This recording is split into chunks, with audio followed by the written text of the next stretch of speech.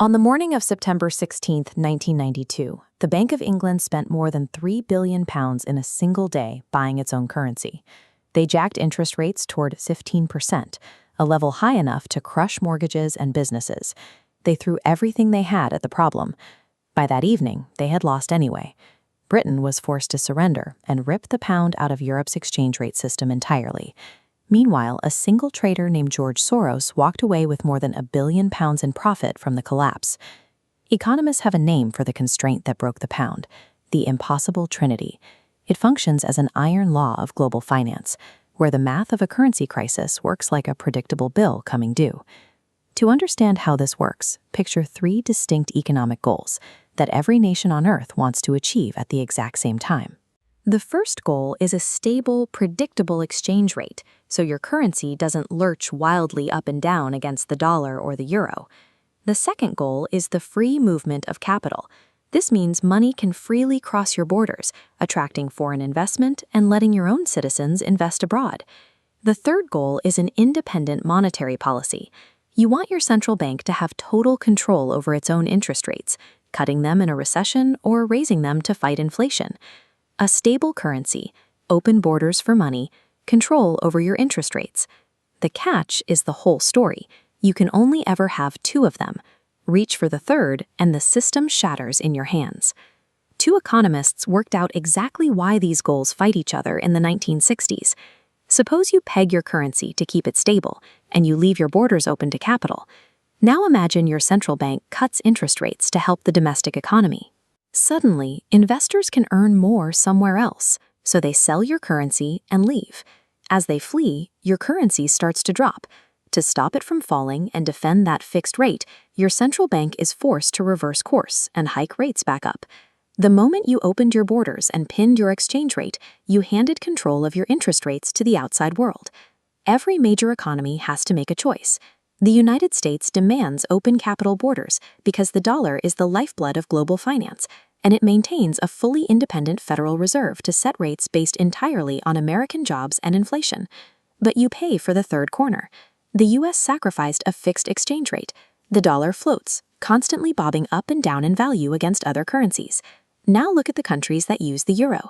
Germany, France, Italy, and the rest wanted rock-solid exchange rate stability with one another, adopting a shared currency. They also wanted open capital flows across the continent, so they surrendered their independent monetary policy.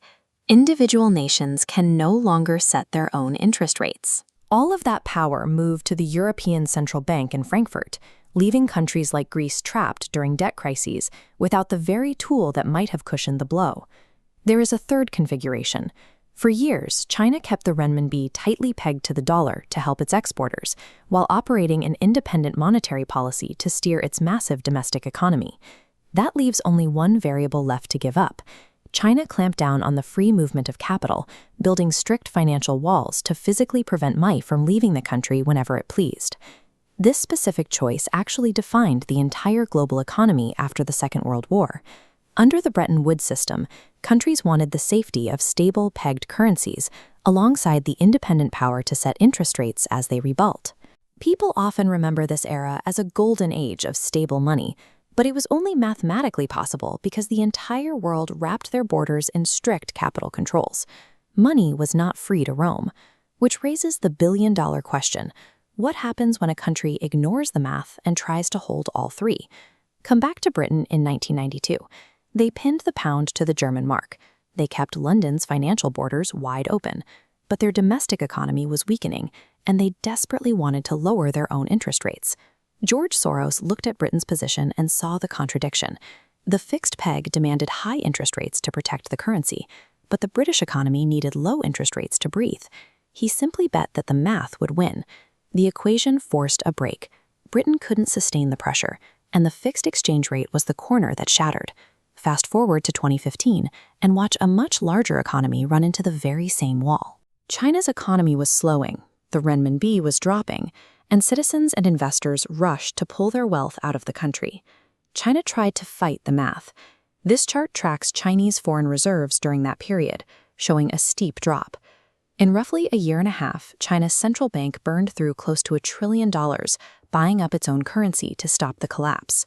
Even the largest hoard of wealth in human history couldn't muscle past the trinity. To protect its currency and policy, China was ultimately forced to slam the door on capital, sealing its financial borders even tighter. Researchers tracking decades of global economic data have proven this is a mechanical reality. The three variables simply never add up to more than two. This rule provides a framework for interpreting the headlines. When a central bank drains its reserves, or a government freezes its borders, they are simply settling on their mandatory choice between the three goals. The global economy does not operate on chaos. It operates on a strict system of trade-offs, where attempting to have everything results only in a predictable, inescapable invoice.